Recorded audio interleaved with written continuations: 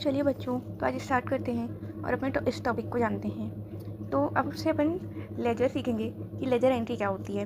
अपनी principal books account system में एक लेजर का फॉर्मेट रहता है, जो कि अपन जब जनरल एंट्री कर लेते हैं तो उसके बाद अपन उसको लेजर में पोस्ट करते हैं। तो अब ऐसा अपन क्यों करते हैं, तो इसके बाद एक एग्जाम्पल लूँगी मैं आपके बुक का इलिस्ट्रेशन, जिसको अपन सॉल्व करते जाएंगे तो अपन को पता भी चलता जाएगा कि अपन लेजर एंट्री क्यों करते हैं। तो चलिए फिर स्टार्ट करते हैं। तो देखिए ये वाला क्या है, अब एक मलिका फैशन है, जिसके में अब क्वेश्चन में क्या है कि पहले जनरलाइजिंग करनी है, फिर पोस्ट करना है लेजर में। तो अब अपन जानते हैं कि ये कैसे करेंगे। पहला ट्रांजेक्शन है बिजनेस स्टार्ट विथ कैश। तो एक अपने पास कैश अकाउंट आ जाएगा, एक कैपिटल। एंट्रीज तो अब आप सीख चुके हैं। कैश अपना एसेट है, कैपिटल अपनी लाइबिलिटी है। दोनों चीज़ इंक्रीज़ हो रही है। लाइबिलिटी इंक्रीज़ होगी क्रेडिट करेंगे, एसेट इंक्रीज़ होगा डेबिट करेंगे। तो कैश को डेबिट कर दिया, कैपिटल अकाउंट को क्रेडिट कर दिया, 2 लाख 2 लाख।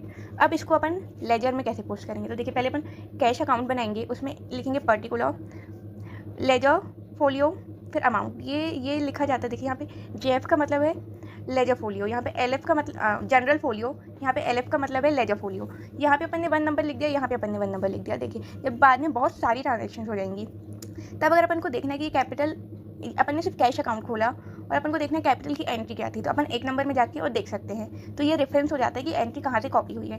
तो देखिए यहाँ पे कैश अकाउंट को डेबिट किया था अपन ने, तो कैश अकाउंट को अपन डेबिट कर देंगे कैपिटल से। ये जो अपनी ये वाली साइड होती है वो डेबिट की होती है, ये वाली साइड क्रेडिट की होती है।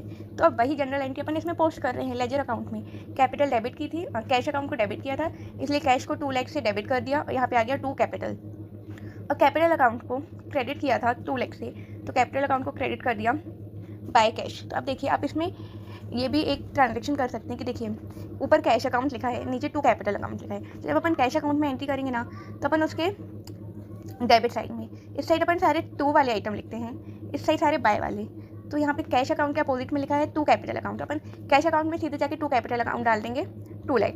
और कैपिटल अकाउंट 2 में है, मतलब जो कैश है वो बाय में है। अपन जनरल एंट्री में बाय लिखते नहीं है, इसलिए अपन कैपिटल अकाउंट में बाय कैश कर देंगे 2 लाख। मेरे को उम्मीद है आपको ये वाली एंट्री समझ में आई होगी। सबसे पहले तो अपनी जनरल एंट्री, जो कि अपन इतने टाइम से सीख रहे हैं, फिर उसके बाद उसकी लेजर में कैसे पोस्टिंग करते हैं वो। अब देखिए क्या होगा ना, आपने लेजर में पोस्टिंग की है, तो जब पूरी ट्रांजेक्शन हो जाएगी, तो अगर अपन को सिर्फ कैश का अमाउंट देखना है ना कि अपने पास at the end of the year cash कितना बचा है, तो अपन कैश का सीधे लेजर खोलेंगे, उसमें यहाँ पे एक क्लोजिंग बैलेंस आएगा, वो अपन को पता चल जाएगा कि इतना कैश अपने पास क्लोजिंग डे पे अपने हैंड में है। ऐसे कैपिटल ओपनिंग अपन को पता चल गया। जब पूरी साल की ट्रांजेक्शन अपन इसमें रिकॉर्ड कर लेंगे, तब अपन को पता चल जाएगा कि अपने पास कैपिटल कितनी है क्लोजिंग में। ये अकाउंट्स अपन को क्लोजिंग बैलेंस पता करने में हेल्प करते हैं। और ये बेसिक ट्रांजेक्शन, जब ये वाली आपकी जनरल एंट्री सही होगी, तब आप उसको सही तरीके से अपने लेजर में पोस्ट करेंगे। और जब ट्रांजेक्शन सही तरीके से पोस्ट होगी,